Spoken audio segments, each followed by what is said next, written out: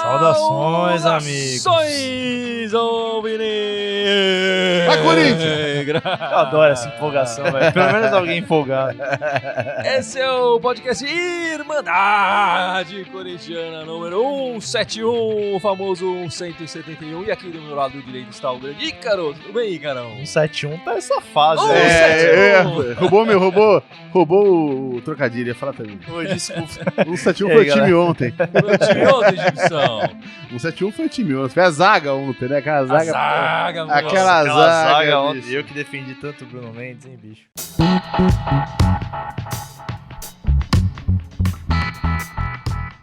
Bom, meus amigos, vamos começar este podcast. Eu primeiro preciso fazer uma ressalva aqui, uma correção. No podcast anterior, eu cheguei a dizer que o Cruzeiro não ganhava do Corinthians pelo Brasileiro em São Paulo desde 2001. Eu me enganei. É desde 2011, né? Eu marquei errado aqui. Um dos nossos espectadores comentando aqui na nossa live, eu vi depois, né? Senão não tinha corrigido na hora. Peço desculpas. Até ontem era desde 2011, agora é desde ontem. Enfim, mas deixa essas coisas do passado pra trás. Mas só um pequeno asterisco. É impressionante como sempre tem um cara que, bicho, vai lembrar e vai pesquisar. Não, impressionante. A internet vai tem ouvir dessas e fala, coisas. peraí, É. isso aí não Agradeço tá certo. demais os nossos espectadores, que com certeza sabem muito mais de Corinthians do que a gente. Deviam estar aqui, na verdade. Exatamente. E a gente assistindo vocês conversar. Enfim, mas deixa as coisas do passado pra trás.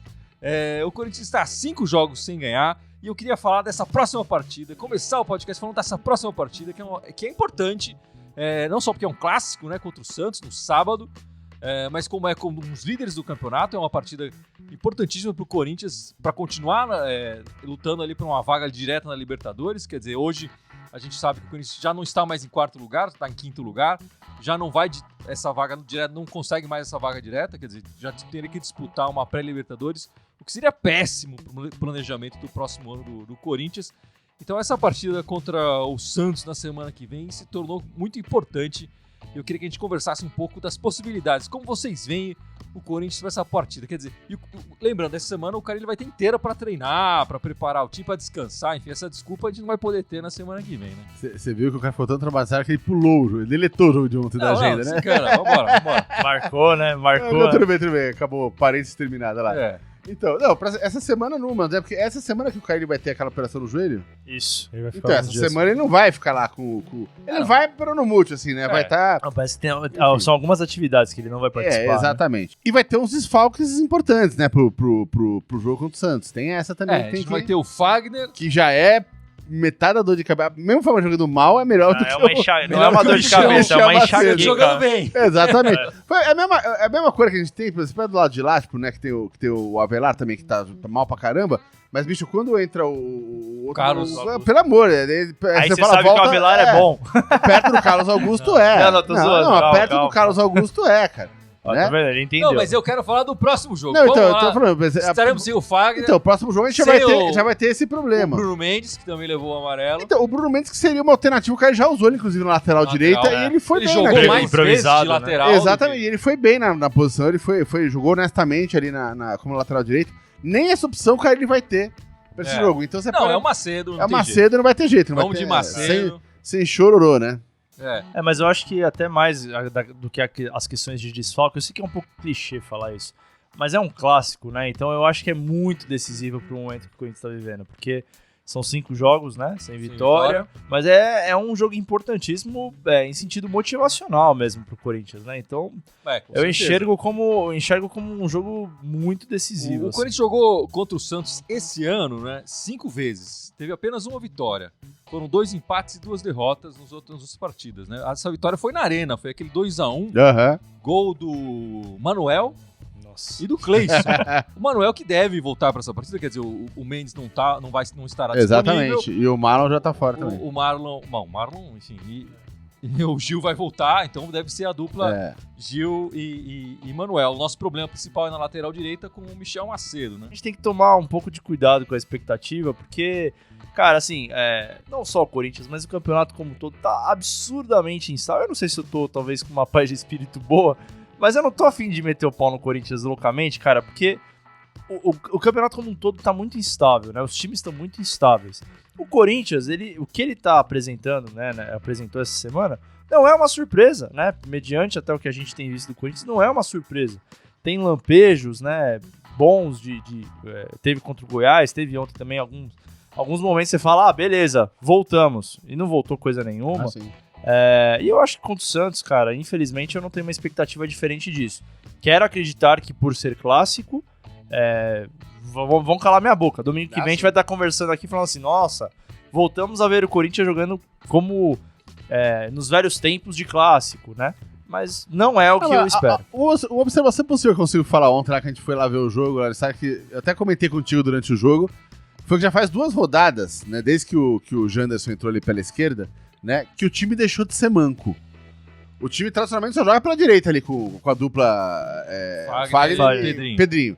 Né, lado esquerdo ali com o Avelar mal sobe, né? E o Cleison tá numa fase deplorável, né? Mesmo com o Janderson não é nenhum, mano. Não tô falando que o Janderson é nenhum craque. Não, mas é um respiro, né? Mas ele tem vontade, ele vai pra cima, ele não é mega talentoso, é super... Mas, cara, ele vai pra... Então, o time ontem, pelo menos no primeiro tempo ali, tava no 1-1 ali, mas, cara, tava rolando o jogo pela esquerda que fazia tempo que eu não via no time. Mas contra o Goiás também. Não, então, eu tô falando desde que o Janderson entrou. Então, é que vocês estão indo pro... Desculpa. Vocês estão falando mais do passado e tal. Eu tô tentando puxar pros futuros, vocês ficam falando... Eu vou tá ressentido, ele tá ressentido, velho. Mas eu tô comentando sobre isso por causa do jogo contra o Santos, porque por causa do seguinte, o nosso lado direito, que tradicionalmente é o lado por onde saem as jogadas, vai estar manco, porque o Fagner não vai estar lá. E o Macedo com certeza não dá conta, a gente sabe disso.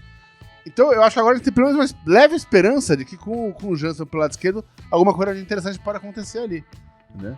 Eu acho que o time já não tá mais tão dependente do lado direito como tava antes. É que eu acho que esse equilíbrio maior se veio também porque o nosso lado direito parou de produzir muito também, né? Acho que aqui, a gente falou no podcast passado, quer dizer, a partida que mudou o rumo do Corinthians, o prumo, assim, foi aquela derrota pro Independente Del Valle na Arena. Em casa. Até aquela partida do Corinthians vinha bem e tal. Enfim, claro, com os tropeços e tal, mas parecia caminhar. Depois daquela partida, começou a cair, né? Começou a cair bastante. E a nossa produção pelo lado direito, enfim, claro, as pessoas já conhecem o Corinthians e começam a se defender melhor ali naquele lado também. Enfim, eu acho que por isso que a gente vê mais um equilíbrio. E a sensação que eu tenho é que a partir daquele jogo... O Janderson também ajudou muito. Não, sem dúvida, mas eu acho que a partir daquele jogo que você falou que foi realmente o jogo que foi a inflexão do jeito de jogar do time, da piora do time, eu acho que depois daquele jogo, o Corinthians sentiu um pouco e sente até hoje, ele tá inseguro. Menor de fazer passe. Ontem, você viu, os caras erravam às vezes uns passes de 10 metros. Você fala, para, bicho. Não é pra errar isso, cara. Esse tipo de passe você não erra porque você esqueceu como jogar bola. Você erra porque você tá sem firmeza. Você tá sem... Você bate preocupado, sei lá. Você tá encarado com várias coisas. Quando tá com a cabeça relax, você acerta esse passe numa boa. Quando não erra os passes, é um passe conservador. Né? Exatamente. Exatamente. Não faz o time aquele que você passa meio pra trás, pro ladinho, não sei o que, joga no seguro. E é um pouco do medo da crítica, né? Acho que a pressão tá tão grande. Não, sem dúvida, exatamente. Deve na cabeça dele falar assim, puta, não vou dar um passe errado aqui, que senão... Assim, eu acho que esse jogo, pra terminar falando do jogo do Santos, eu acho que esse jogo do Santos, ele tem a capacidade de, se o Corinthians fizer uma boa atuação, mesmo que não fizer uma boa atuação, mas bicho, você vai ganhar aquele 1x0 suadinho ali, que é a confiança, recuperar que é a confiança, exatamente. Mas, ao mesmo pro tempo, campeonato. eu acho muito difícil nessa altura do campeonato agora ganhar do Santos. No jogo de sábado, é mais importante o Corinthians jogar bonito ou é mais importante o Corinthians ganhar a partida? Não, ganhar sempre. Eu enxergo que ganhar, porque assim, por exemplo, contra o Cruzeiro, tava jogando bem, perdeu. Então você fala ali, o primeiro tempo foi disputado e tal, mas perdeu. Então, claro.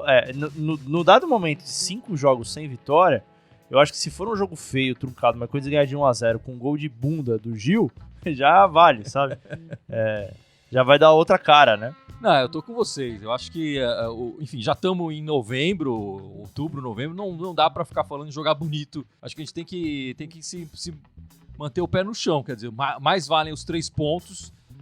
Eu até não me ofenderia se o Carille fizesse uma opção bastante defensiva para essa partida contra o Santos, mais defensiva do que ele vem colocando até no elenco. Não acho que seria um pecado tão grande se o Corinthians conseguisse uma vitória ali, como o Ícaro falou aqui, 1x0, aquele gol. Bom e velho 6x0 é goleada. Não interessa, né? Não, acho que pro Corinthians ia ser essencial essa vitória. Esse jogo tem a capacidade de devolver uma parte dessa confiança pro time. Mas acho que vai ser muito difícil, vai ser um jogo muito... E acho que essa confiança vem com a vitória. Sim. E não em jogar bonito. Exatamente, não tem que jogar bonito, tem que ganhar um jogo jogar difícil. bonito, empatar 0x0, pô, o melhor jogo do campeonato. Não adianta. Mas 0x0. Sexta partida, o Corinthians não vem. Exatamente. E no sentido de resultado, dentro da tabela, a gente vai continuar com o problema, né? Porque Sem dúvida. já estamos fora do G4, enfim. Sem dúvida. E o pessoal comentando aí, Gibson. Olha lá, cadê aqui? O Márcio Rinaldi mandou aqui, como para um time que já treina junto há 10 meses, errar tanto passe. Eu já respondi agora há pouco, eu acho que não tem a ver com quantidade de treino, cara. Errar passe, cara, é confiança. Tem uma questão de momento técnico também, quer dizer, o cara, sei lá, o próprio... tem vários jogadores ali, o Fagner mesmo despencou a produção dele. O cara não erra, como eu falei agora, não erra passe porque ele perdeu a técnica. Ele não desaprende a jogar. Ele não desaprende, mas o cara, bicho, a cabeça dele não tá legal, velho. Ele tá sem confiança. Aí ele tá desatento no jogo, ele dá um passe, o cara vai lá e intercepta o passe dele, então ele telegrafou aquele passe antes. O cara conseguiu ler a jogada dele. E pra mim tem muito do próprio elenco, né? Dos jogadores que o Corinthians tem no elenco. Eles não têm essa capacidade. Eles normalmente já não têm essa capacidade. A não ser o Pedrinho, exatamente. O Fagner, de dar um passe mais agudo. Sim, de conseguir achar o Sornoso, às vezes coloca a bola, essa bola mais longa, assim. Especialmente nas bolas paradas. Sim, mas eu acho que o resto do elenco, se a gente for ver, não tem essa característica vem do passe mais incisivo, do passe mais agudo, do passe que muda o panorama de uma partida, né? Exatamente. Eu acho que isso, na montagem do elenco, eu acho que tem um problema aí, né? Tem vários comentários, não dá pra ler todos, mas tem algumas pessoas aqui, pelo menos uma meia dúzia, falando de que, tá na hora do Carille sair. Eu acho que o Carille não tem que sair agora. Primeiro que não tem que colocar no lugar dele, e segundo que também teve um comentário que eu tô tentando caçar aqui que eu não vi, que falou, o Corinthians tem esquema tático. Esquema tático o Corinthians tem, só não tá rendendo. Os jogadores estão com uma produção muito baixa, né? Como eu falei, estão errando passe besta, aí não conseguem recompor na volta do contra-ataque. Estão errando em bobagem, mas esquema tático o time tem. O cara tá no mau momento técnico, não tático. De coração, assim, eu respeito muito quem fala com relação ao Carille sair.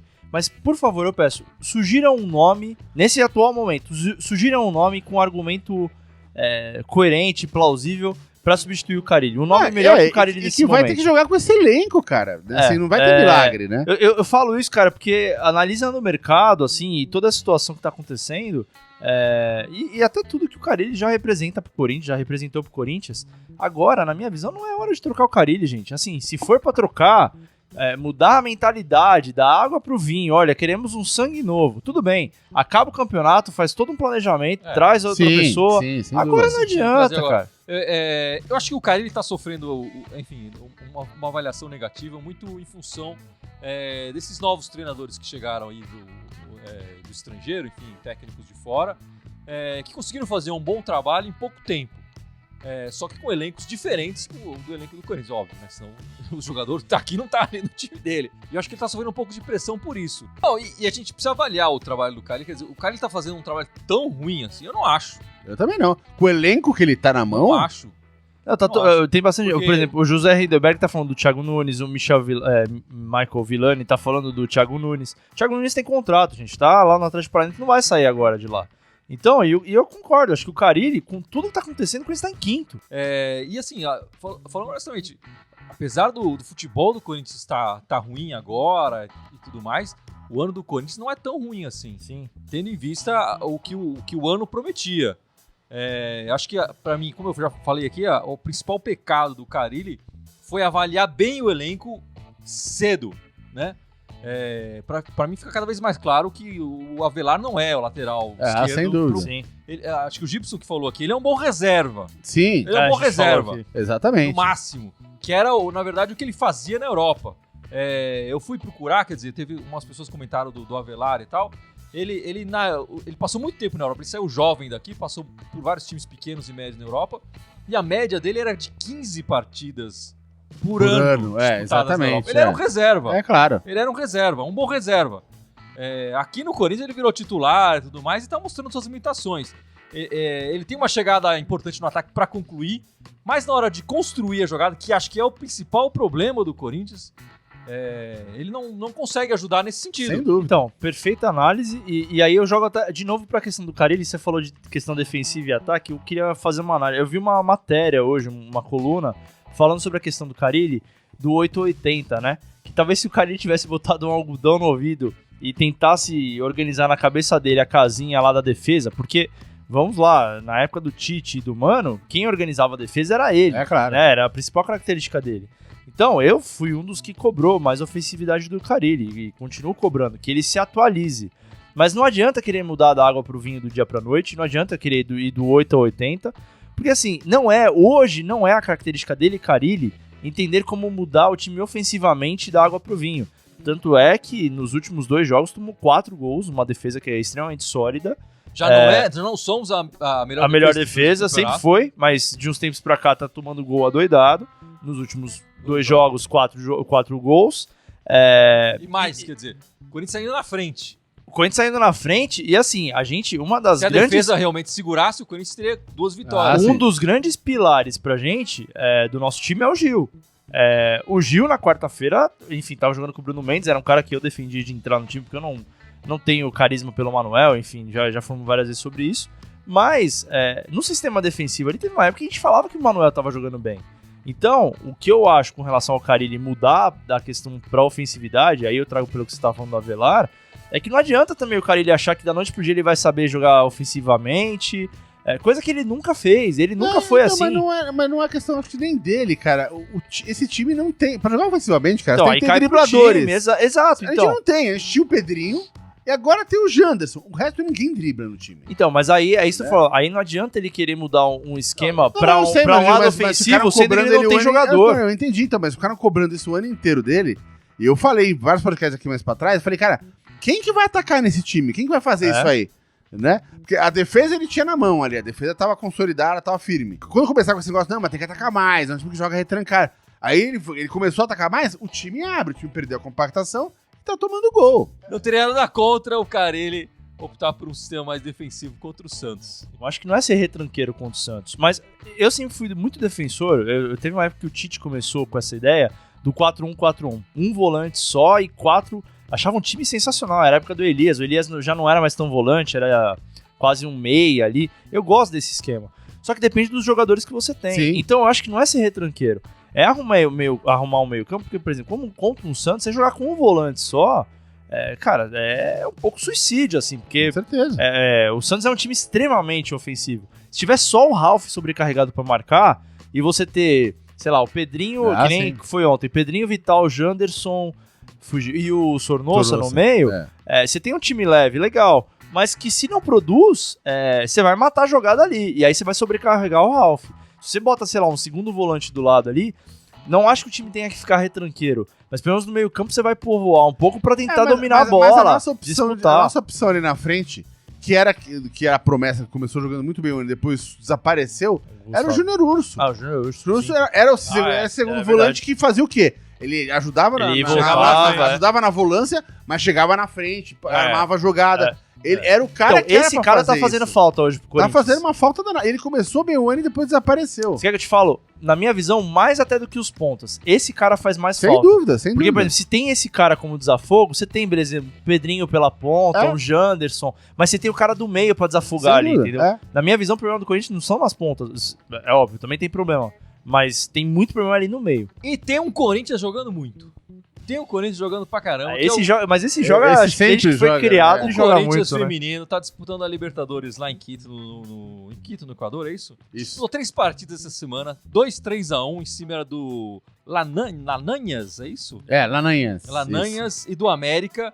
E 2-2 no Libertad do Paraguai. Detalhe, o Corinthians perdia esse jogo de 2-0. Tá com 2 jogadores a menos. Empatou 2-2 na raça, na vontade.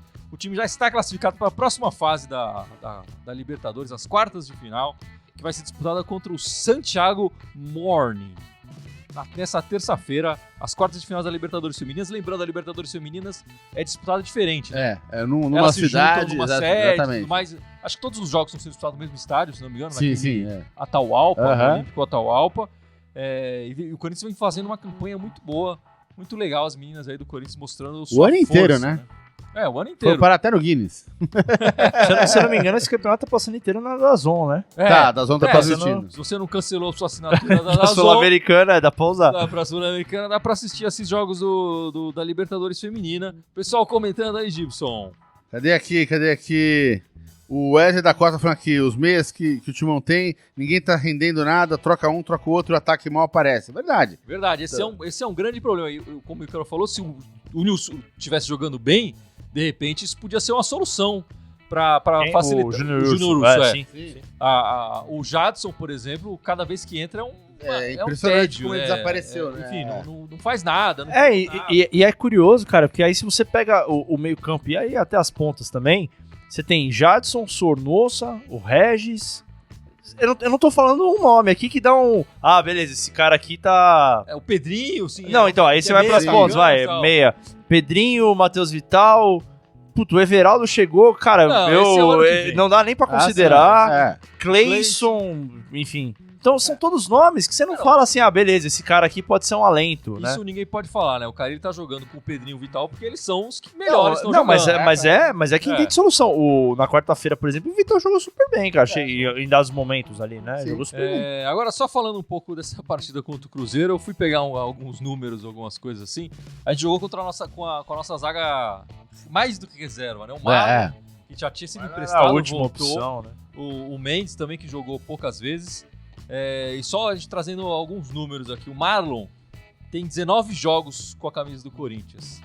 Apenas 6 vitórias, 6 empates e com o jogo de ontem, 7 derrotas. É curioso que esse Marlon... Eu lembro que o primeiro jogo que ele jogou, eu falei, legal, o cara pode representar alguma coisa, mas nossa, a partir do segundo eu falei, meu Deus. Os números dele de derrotas, quando ele jogou, são altos, assim. E o Bruno Mendes, que a maior parte das vezes jogou de lateral direito, a gente tem que fazer essa ressalva aqui, quer dizer...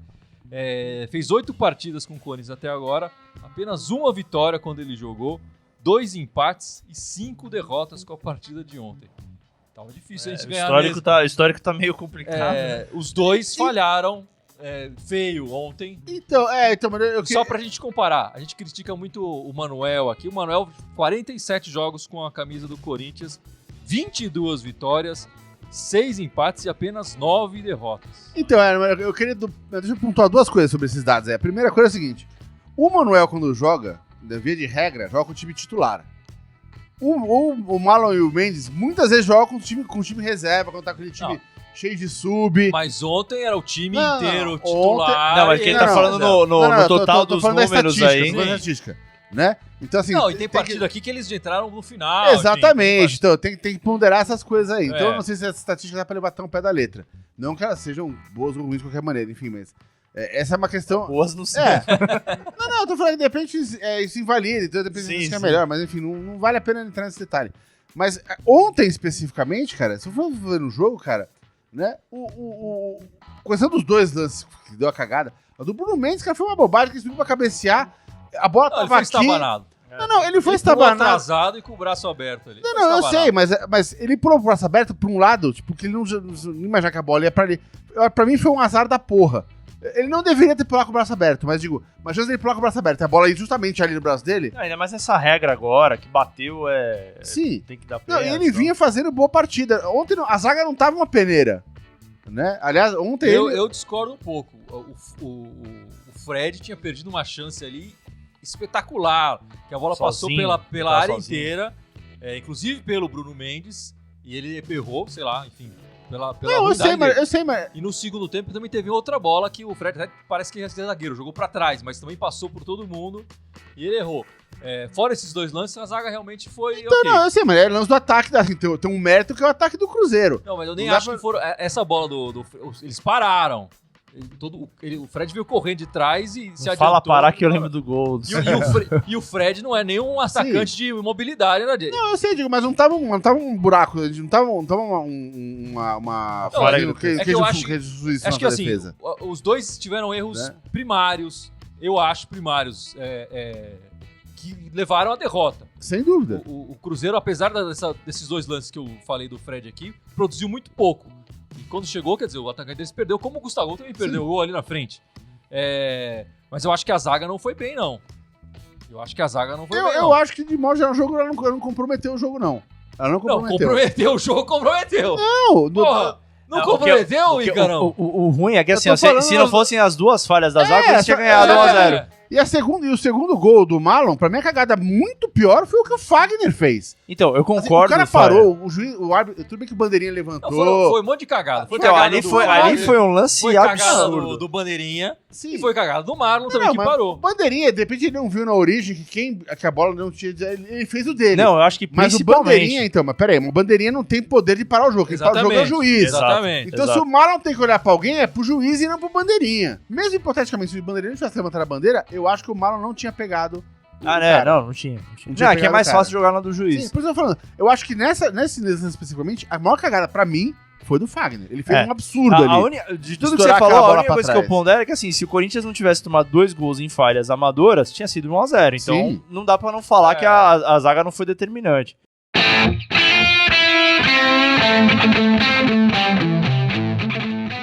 Mas, Gibson, vamos encerrando esse podcast 171, o famoso 171. 171. Mas antes, por favor, lembre as nossas redes sociais e o Icarão aqui vai ficar de olho pra ver se você vai acertar todas. Cara, por um momento já me deu até um gelo na barriga. Uh! Ele deu uma segurada na Você não trouxe a fala. cola hoje ainda? Não, Zé? esqueci, cara. Pô, bicho. Vai lá, Vamos ver se eu lembro. Tá lá, fora o Facebook, onde ele está ao vivo aqui, temos o Instagram, o Twitter e o... Qual mais? YouTube, exatamente. E aí depois vem todos os sites de áudio, né? Que é o Spotify, Deezer, iTunes e onde mais falta? Tem mais um. SoundCloud. SoundCloud, exatamente. Bom, a semaninha de 3 pontos era bom, né? Porque agora só meus tem o amigos. jogo, né? Então 3 pontos, né? Estão esperando o Corinthians jogar com mais vontade, o Corinthians conseguir esses 3 pontinhos, seja jogando recuado, colocar o busão ali na frente da zaga. O bom e velho 6-0, né? Um 0-0 tá valendo que a gente consiga os 3 pontinhos na semana que vem Ah, sim. e acabe essa zica aí de 5 jogos sem vencer, não é isso? Seria bom, né? Seria bom, Então é bem precisando mesmo. Vai, Corinthians! Vai, Vai, Corinthians, Corinthians, meus amigos. Boa semana, pessoal.